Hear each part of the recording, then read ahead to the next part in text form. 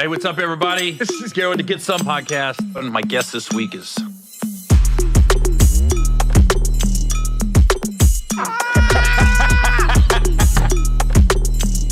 This motherfucker Gary.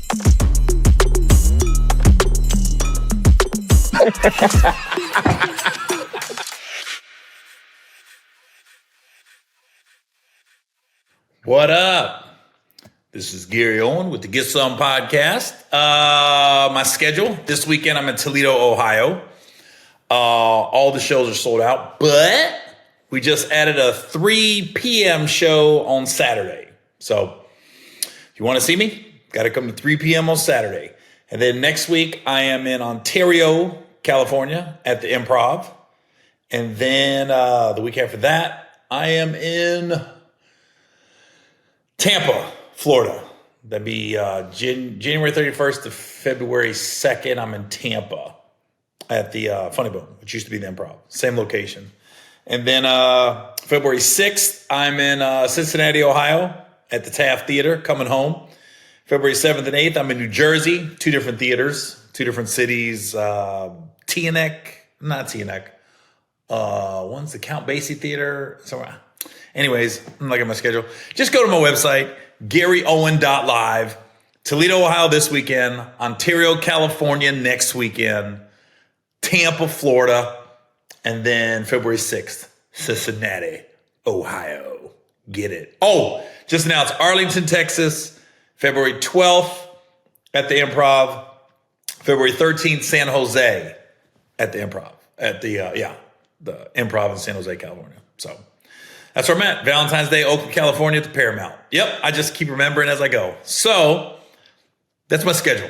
So I'm going to get into last week because I was in, no, I'll just talk about it now. I was in Irvine, California last week. Thanks everybody for coming out. With the fires in LA County and me being in Orange County, which is the county south of LA, it's funny because, you know, I got web guys, I got my agent, I got my manager, and I'm getting different reports of the fires. Like one person saying, do you think we should cancel this weekend? Another person saying no. One person, Orange County is not LA County. I'm down in Irvine and it was business as usual down there. There was obviously the fire didn't reach that far south. And although there were people affected, like my opener this weekend, Adam, he got evacuated. So he ended up staying down in Orange County all weekend. And he lives right in Hollywood. And, so I decided, I'm going to do the shows. And the people at the Irvine Improv was like, nah, it's fine down here.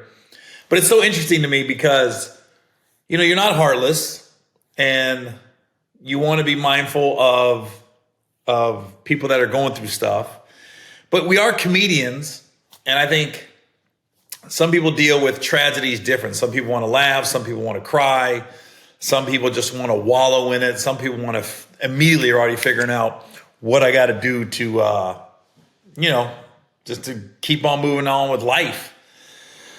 And so I say all that as I'm rambling is, my agent lost his house in the fire. My lawyer lost his house in the fires. And it's so funny because, I'm doing this show down in Orange County, and this is what people got to realize. My agent gets 10% of all my income. My manager gets 10% of all my income. So with my agent losing his house in the fire, some people could say, how could you be doing this? How could you be telling jokes and things like that so close to the fires? So my agent will tell you, and I was thinking it like, yo, I gotta work. It's not just for me, it's for him. Like, he gets 10% of everything I make. So if I don't work last weekend, he doesn't make any money off me. He's got other clients, but off me, he doesn't make any money. By me working last weekend, even though it was close to LA County, he had some income coming in. So in essence, yeah, I'm working for me, but I'm also working for him and my lawyer for that fact. So, I decided to do the shows, and the shows were great. People came out. All 5 shows were packed. Crowds were great. So everyone in Irvine, that was a great weekend. Thank you guys for coming out. And if you did happen to miss me in Irvine, not this weekend, but next weekend, I'm in Ontario at the Improv. And we already got the first show Saturday's already sold out. Second one's closed. So you might want to get your tickets soon, but I'll be there on next Friday, Saturday, Sunday. But yeah, just, when you're thinking about the fires and what everybody's going through, you're not heartless in it, but at the same time, you still got to go back to work. People still want to laugh. And there was a couple people that came up to me that were displaced from the fire. I even told a joke about it. I go, man, I grew up in a trailer park, and geez, I used to pray for fires. You always hear like trailer parks get burnt down faster than anybody. And mine just didn't. I was like, I used to pray, please, somebody burn our trailer down so we can go live in a Residence Inn or a Courtyard Marriott for 6-7 months. Oh, that'd have been amazing. But it never happened. And I was thinking it's funny too, because, my apologies. Sorry, I'm recording late at night. You're always thinking like, they keep showing all the nice houses in Malibu, Pacific Palisades, but I was like, there were some piece of shits that got burned down too. So yeah, it was across the board. What I didn't know, it's kind of like a history lesson with the fires with Altadena in California. I didn't know that was such a historical Black neighborhood. It was like one of the first places in California where Black people could like buy a home. And that's how it became like a working class Black neighborhood, 60, 70 years ago. So it ended up being somewhat of a history lesson for me, reading about that. So yeah, if you get a chance, look up Altadena, California. Look at the history of it and how they were one of the first, like I said, areas and neighborhoods in California that Black people got approved for home loans and could buy their own houses and own property and businesses. So, yeah, it was pretty cool to hear about that. And sad at the same time that it got burned down. So hopefully, it's going to be years, but hopefully people will recover and get through it. And, we're as humans, we're pretty resilient, and we end up like figuring things out when quote unquote shit hits the fan. So I have faith that all that's going to happen. But I was talking to my web guy. He came up to see me one night, and we was talking about like stand up and getting started and everything else, and the importance of podcasts and putting out stand up clips and things of that nature. And he pulls up a picture of me, and I had frosted tips on one of my headshots from like over 20 years ago.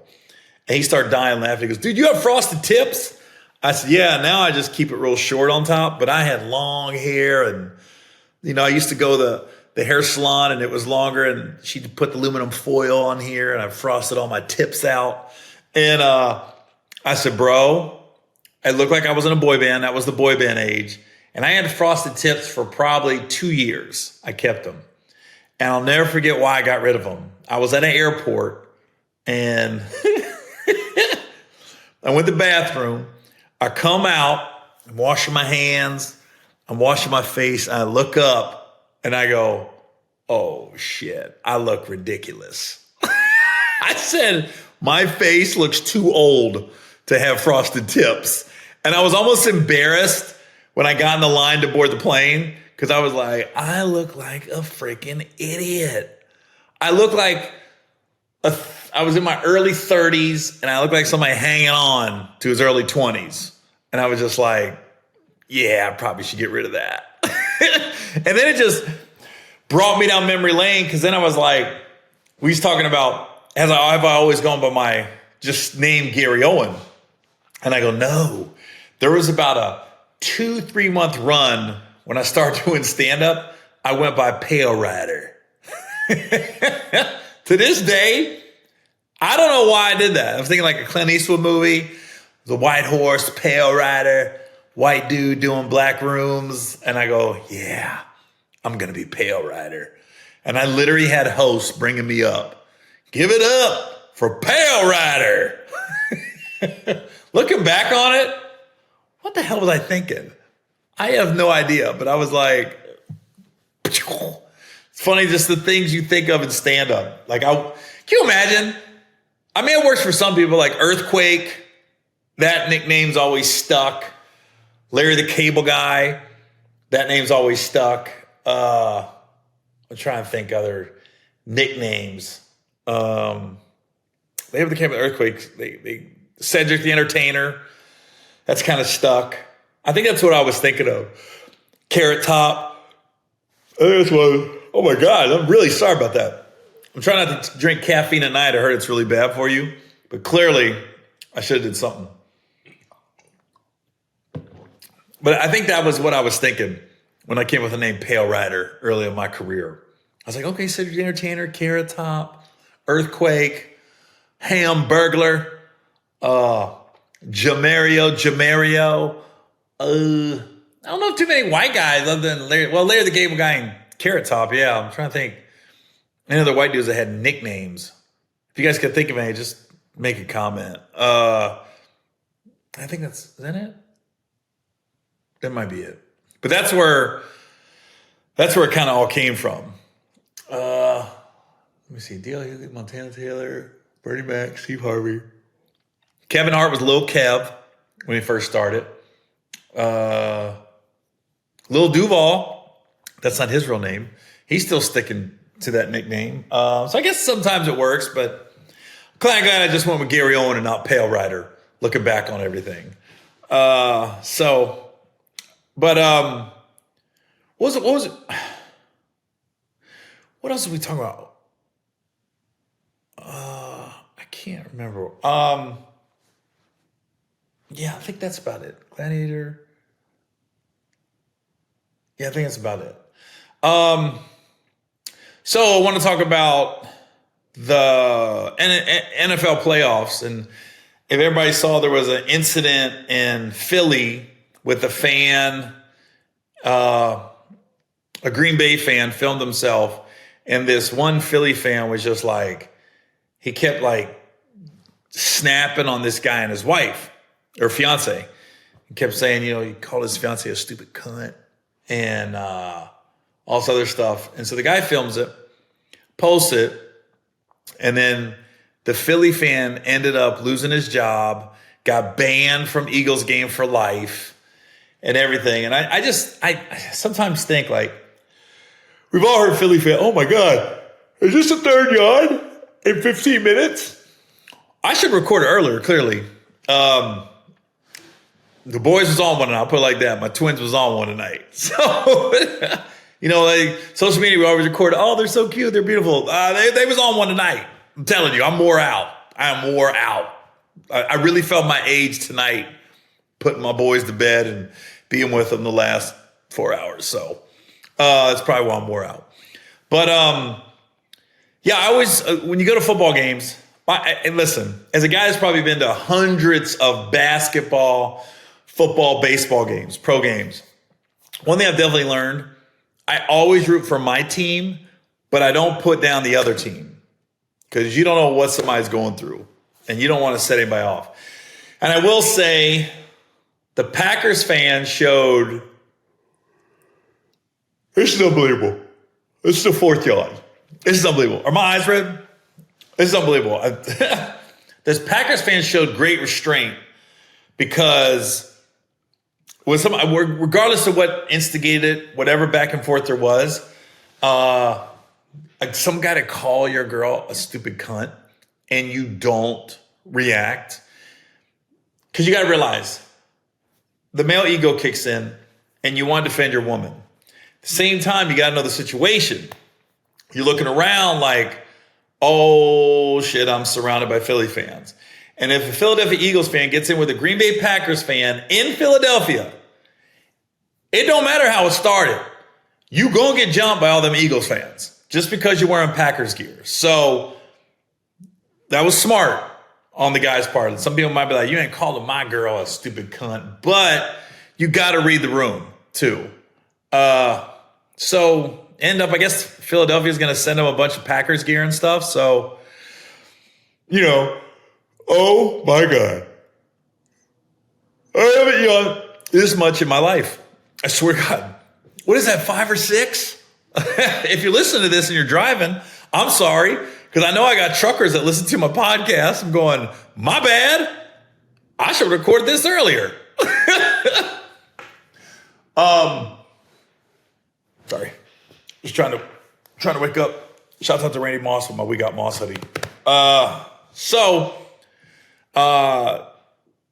Yeah, he showed great restraint in doing that. And he ended up getting some free gear out of it. And look, you go home, and as long as you're at least, and his woman at least wasn't making him question his man. You gonna let him talk to me like that? You gonna let him call me that? Now I'm gonna get into a story in a minute. I want to get to my playoff predictions, and then I'm gonna tell you about a story about me going to seeing the movie Menace to Society, and my date starting an argument that was her fault, and I had to read the room. It was very, very similar to what's going on with this Packers-Eagles thing, the night I saw Menace to Society, but I'll get in that in a minute. I want to get to my NFL predictions. So, I did pretty good last week. I did good. I really want the Texans to beat the Chiefs this week. I really do. I'm not going to predict. I'm not going to predict who I think's going to win. I'm going to predict who I want to win. I want the Texans to beat the Chiefs. Man, Buffalo and Baltimore is killing me because I want Lamar and I want Josh Allen to win this game.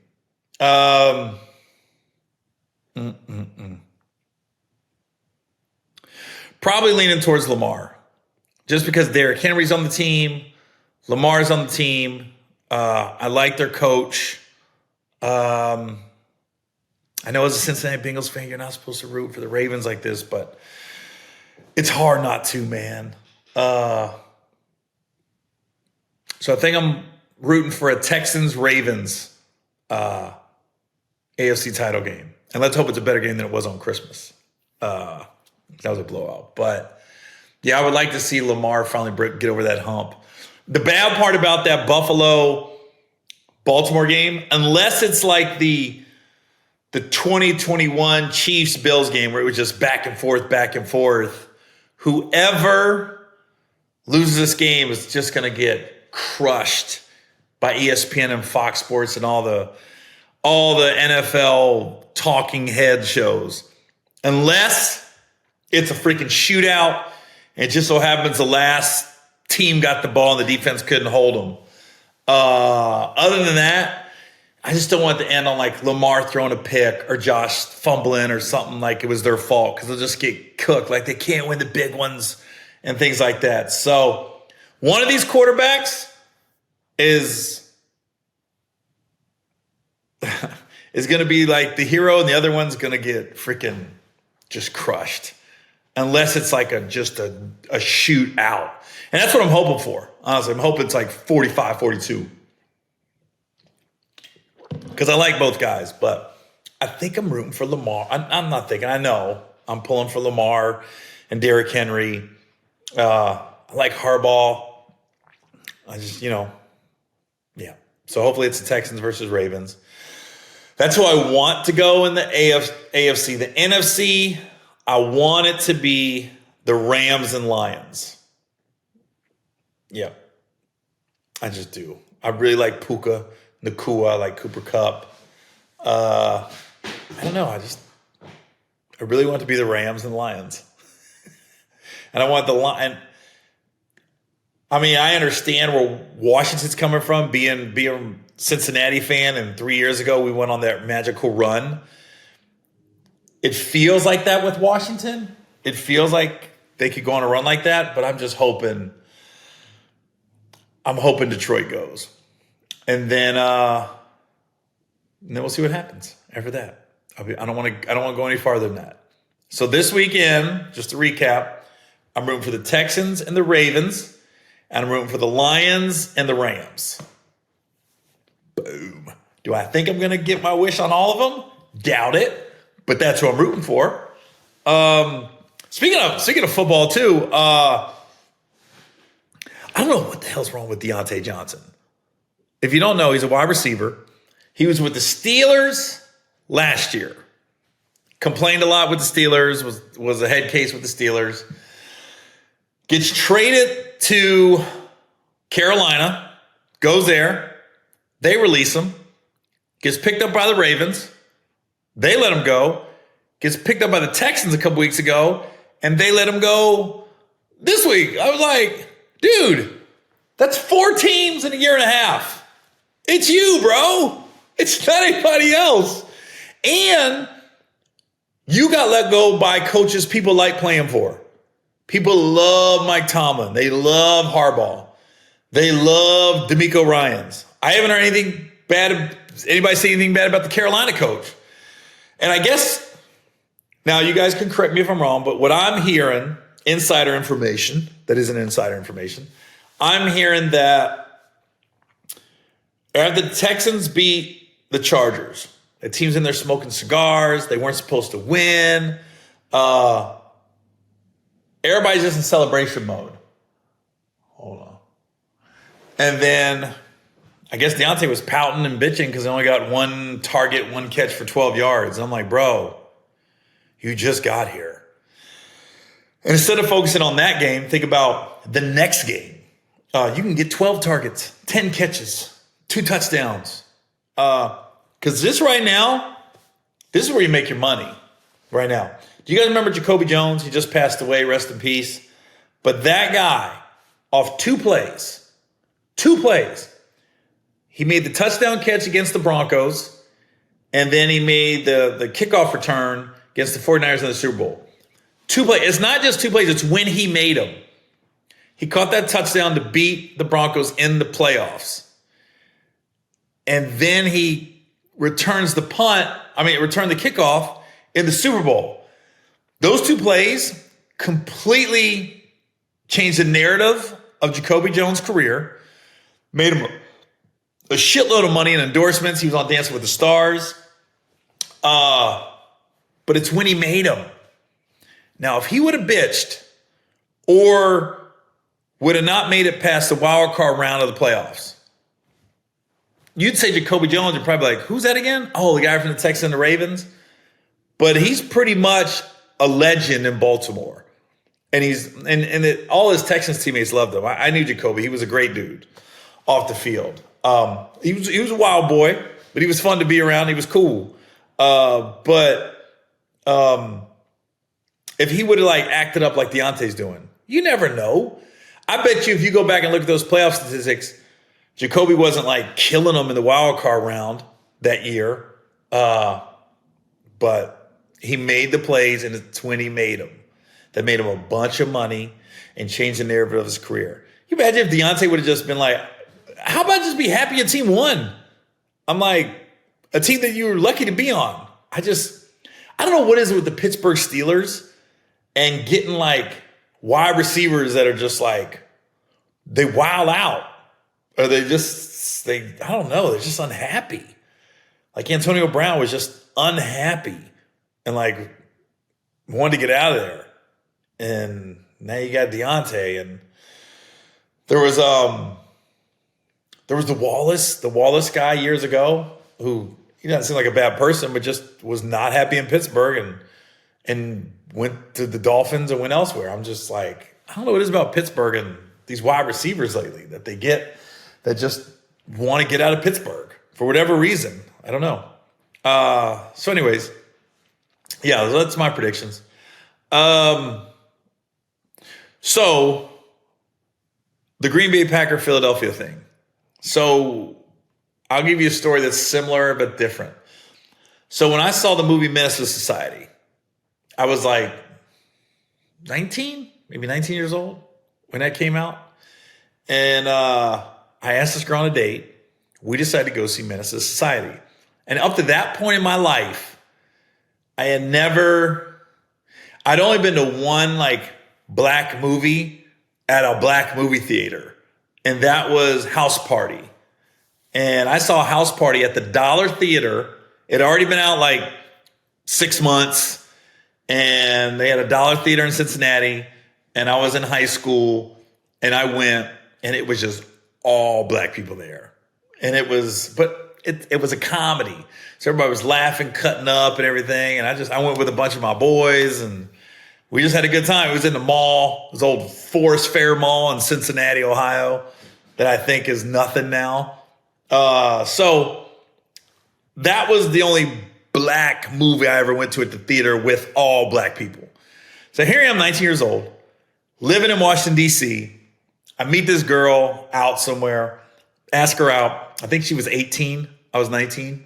And we go to this theater, and it's like the 10 p.m. showing on a Friday. And it's all black. I'm the only white guy. And I got a black girl with me. And so the movie starts, and the people behind us, I don't know, it was just getting ready to start the movie. So I think the previews was on. And the girl I'm with, I didn't know she was ghetto. You know, I just saw a cute girl, asked her to want to go to the movies, and that was it. The dudes behind us are talking. And she goes, what? She looks behind her, and I'm just sitting like this. She goes, what? And they go, what? She goes, you say something? And the dude was like, nah, ain't nobody talking to you. She goes, oh, you better not be talking to me. And he goes, we weren't. And then she was like, I thought you said something about me. The dude literally was like, ain't nobody saying nothing about you. And then they had words, and I kept going, you got to be shitting me right now. I'm the only white guy in this theater, and I'm not about to get in a fight over a girl on the first date. Thank God the dudes behind us never said bitch, because that's what I was waiting on. Anybody saying anything to you, bitch? That's what I thought by the way he was talking in his tone.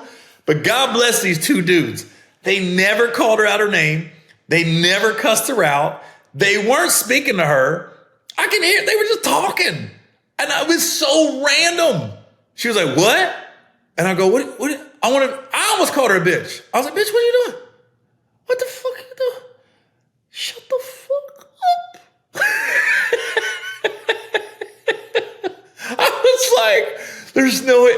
When I tell you, my shoulders start going in, I was like, please don't say nothing. Thank God these guys showed restraint or just never cussed her out. But she was just ghetto. First and last date. Here's what made it crazier. So that happens. They go back and forth. Thank God those dudes behind us never said the B word. And because honestly, she deserved it. She started it. They weren't talking to her at all. They were talking to her, and they weren't even talking like before the movie started. I didn't hear them as the movie went on or nothing. Now the movie's over. And I'm sitting there going, and we were like, oh my God. We were like kind of towards the front because it was packed. And I just felt like all eyes were on me in Men's Society. Anytime like a white guy came on the screen, I was like, oh my God, are they all looking at me? Please nobody say that to me. So we leave. I got an Oldsmobile Cutlass, right? My car won't start. And I'm going, now I'm in a movie. I think we were in Virginia somewhere. We were right across the border of DC, but I think we were in Virginia or Maryland. One or the other. Seeing this movie. My car won't start. So I'm going, you gotta be shitting me right now. All I wanted to do was drop this girl off at her place, and I was out. I just want to get her back. And my car doesn't start. And it's like 12:30. And the parking lot is packed. It was like out of a movie. There's nothing but black people in the parking lot. People are leaving, but some people are hanging out, talking. Just, it was a good vibe, but still I'm a little nervous. I ain't gonna lie. Being that young and not being around a ton of black people like that, where you're the only white dude. And then here I am going to everybody. Hey, you got jumper cables? You got jumper cables? I kid you not. At one point, my hood was up. I had two dudes under my hood trying to figure out what it was. I had one dude had jumper cables. One dude's in his car trying to start the car to jump my car. At one point, the dude was in my car behind the steering wheel trying to figure out what was going on.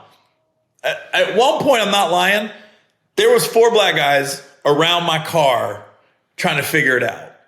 And I was thinking, man, if I'm a cop that pulls up and you go off the news, you think, oh, what's the problem here? The funny part was everybody was so helpful, beyond helpful. And I'm a white guy from Ohio. I'm just thinking, a little nervous, ain't gonna lie. It's middle of the night. I'm in a place I don't know. The only person I know is the girl I'm with, and I want her to leave. And she just sit in the car like. And finally we had to call a tow truck to come get it. It came and get it. And you got to realize this is before cell phones. There was a payphone. I kept having to go to the payphone. First I had to go to the payphone to call the tow truck. Then I had to go to the payphone to call a buddy of mine on the base. Finally reached somebody. He came and got us. And the tow truck towed our car. I just said, I'll just wait here. We were just sitting outside the theater for another 45 minutes. Nobody bothered us. No issues. Everybody tried to help. But when I saw that Eagles-Packers thing happen, and they was like, that guy showed tremendous restraint because all everybody would have saw was Packers and Eagles and he would have got jumped. I was saying the same thing at the movie theater. If those dudes behind us would have started talking major shit, and if I would have been like, I'm going to stand up for this girl on the first date, yeah, I would probably got my ass kicked. Because all I would have saw was a white dude and a black dude fighting, or a couple of black dudes and a white dude fighting. I probably would have got jumped. I would have guessed. And the girl started all of it. Hey, this week's podcast is brought to you by Blue Chew. Now listen, as a dude, you just want to know you're going to perform when it's time to perform. And you don't want to go into battle with your bullets empty. You want that gun full. So all I'm saying, you could be missing out on the best sex of your life. And and let's be honest, there's nothing sexier than confidence. Blue Chew is going to give you that confidence. So just make life easier by getting harder and discover your options at bluechew.com. I'm going to say that one more time. Make life easier by getting harder and discover your options at bluechew.com. And right now, we got a special deal for our listeners. Try your first month of Blue Chew free. Visit bluechew.com for more details and important safety information. And we thank Blue Chew for sponsoring this podcast.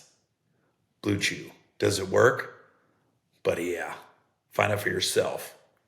And you get the first month free. Boom. Blue Chew, baby. Hey, this podcast is brought to you by DraftKings. It's playoff time. You already know what it is.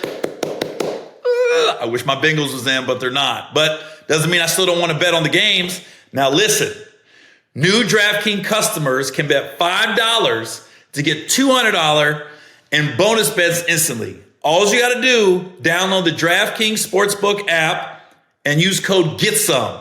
That's code GETSOME for new customers to get $200 in bonus bets instantly when you bet just $5. Only on DraftKings Sportsbook. The crown is yours. Gambling problem? Call 1-800-GAMBLER. In New York, call 1-877-8-HOPENY or text HOPENY. That's 467-369. In Connecticut, help is available for problem gambling. Call 888-789-7777 or visit ccpg.org. Please play responsibly. On behalf of Boot Hill Casino and Resort, 21 plus age and eligibility varies by jurisdiction. Void in Ontario. Bonus bets expire 160 hours after issuance. For additional terms and responsible gaming resources, see dkng.co/audio. So, by the way, I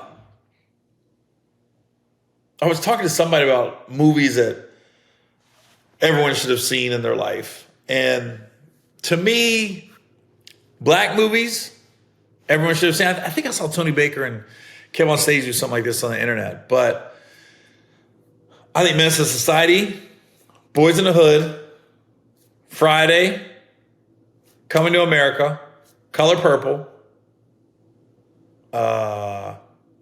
Set It Off, Soul Food. Those are ones right off the top of my head. Everyone should have seen. Now, non-black movies that everyone, at least one you should have seen is Gladiator. I was shocked because Gladiator 2's out now, right? And I just saw it. I just saw it a couple nights ago. And it's really good. Not as good as the first one, really good. You know, Denzel's always going to bring it. So everybody's like, Denzel killed it. Denzel kills everything. It's like LeBron scoring 20 points. He scores 20 points every night. But I was shocked at how many people haven't seen the first Gladiator. I called one of my openers T-Robe. I'm shocked. This dude is 49 years old and has never seen Gladiator. I asked a couple friends of mine that are younger than me, like in their 30s, and they hadn't seen that. I said, okay, I'll give you a pass because that movie did come out 20-some years ago. You were a teenager. You was young. But if you're over 40, oh, you haven't seen Gladiator? What are you doing with your life? Ray Lewis used to watch that movie before every game. That's how good it is. We should do a poll. What movie's better, Braveheart or Gladiator? You should see both at some point in your life because in essence, they're both love stories for the ladies out there. They're both about you killed my wife and there's going to be hell to pay. That's literally the gist of Gladiator and Braveheart is their wives got killed and shit's about to hit the fan. I was shocked my opener's hero hadn't seen Gladiator. I was like, what? I told him before you can work with me again, you got to watch it. He watched it last night. He wants his job. I was like, bro, and call me after because I want to talk about it. And it was funny because he goes, all right, man, my wife and my daughter are about to go to gymnastics or something. I said, no. You have to call your wife and you have to call your daughter. And he's got a nice basement, beautiful setup. I said, turn the lights off, put the movie on, put your phone on Do Not Disturb, and watch Gladiator. Don't have nobody interrupt you. Don't have your daughter come in and tell you about her new backflip. Don't have your wife say, hey, we got to get these crab legs from Costco. No, you got to be left alone and watch it because you might cry as a man. Braveheart and Gladiator. There's a moment in both those movies you could cry as a man. So if you haven't seen either one of those movies, one, what are you doing with your life? Two, you got to see it. It's just, and women, if you love a love story, you got to see it. When you love that, when you love it, ladies, if you died and your man took on a whole country because of your death. Yeah, it's a fucking hero. Yeah. That's somebody that deserves to get a nice BJ and swallowing everything. That's what I'm talking about, ladies. That kind of dude. That's not the kind of dude I am. Sorry. I already told you what kind of dude I am. I didn't even want to get in a fight in Menace to Society at a movie theater. That's the kind of dude I am.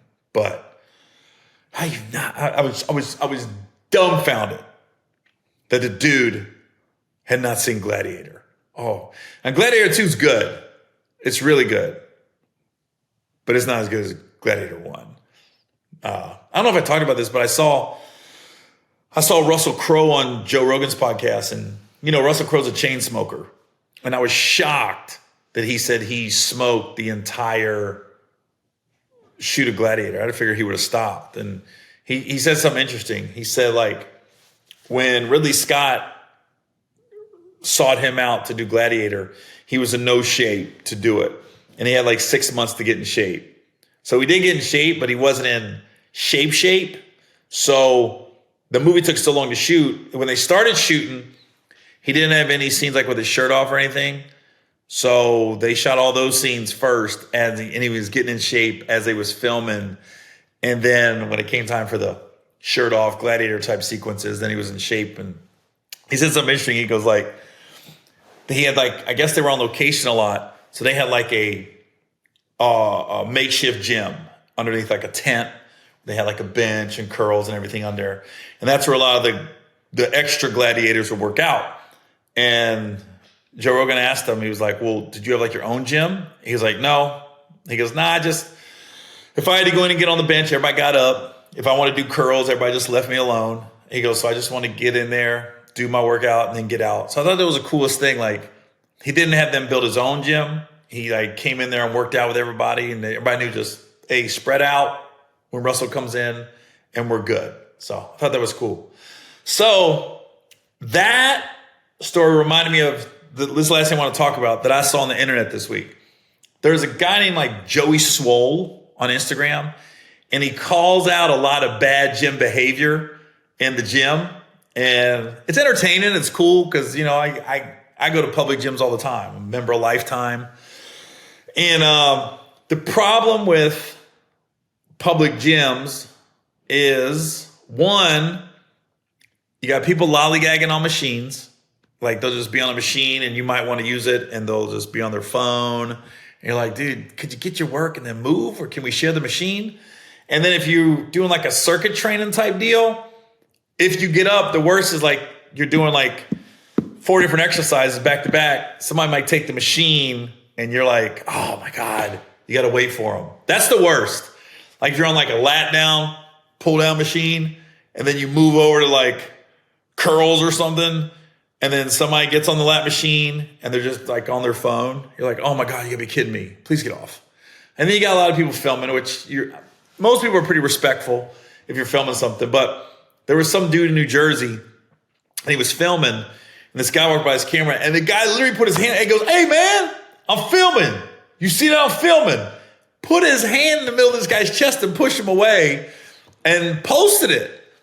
And people got on him. They was like, yo, you were wrong. You know, it's a public gym.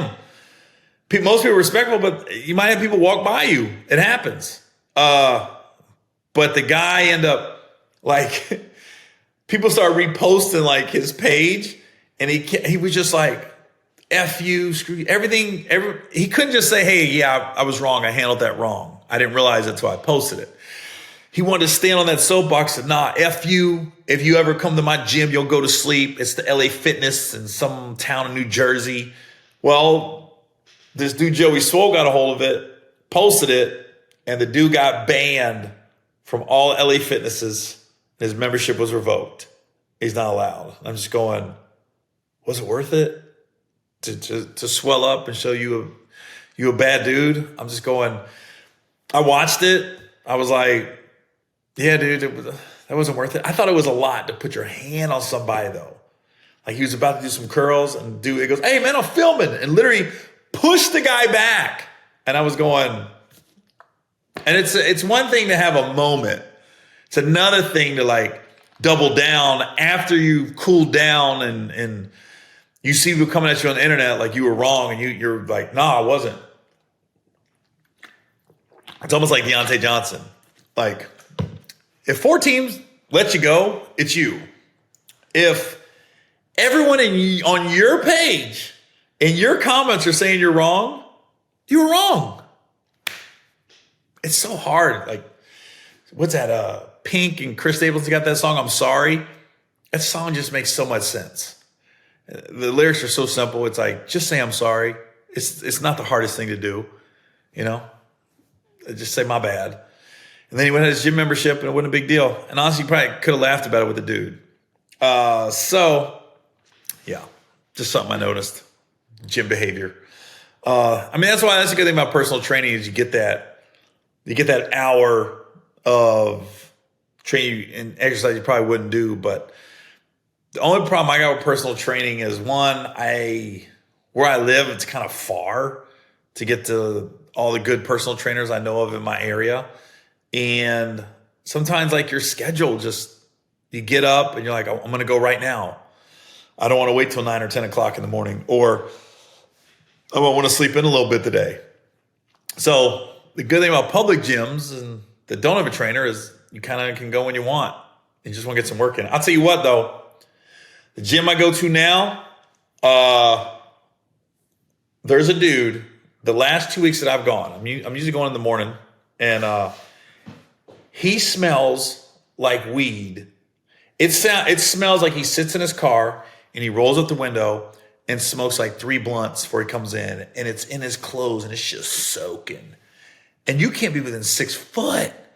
And it's so funny. Like the first time I saw him was last week, and he was coming in right before me.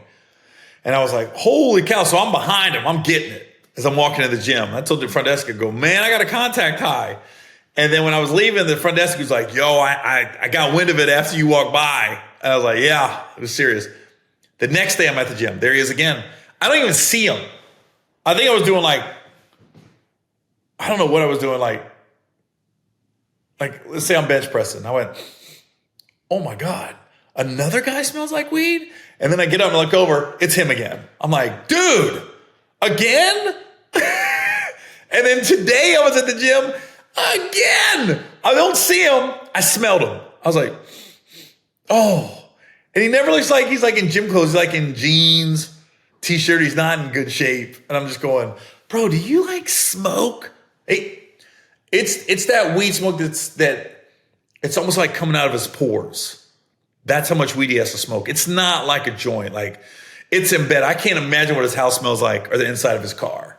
I just can't imagine if it's that strong. And I'm not exaggerating. 6 feet, you can smell it. And you see people in the gym, they're all looking around like we all know who it is now. And I'm just going, oh my God, is anybody ever going to say anything to him? I don't know. But anyways, yeah. So look, be nice to people at football games. Be nice to people at the gym. Just be nice to people in general. Don't have frosted tips over the age of 30. LA is going to be all right. They're going to come back. And go see Gladiator if you haven't seen it. And Braveheart. 2 good movies about a woman dying. And there's hell to pay. Yeah, it's like that. So, all right, y'all. This is Gary Owen with the Get Some Podcast. We'll see y'all next week.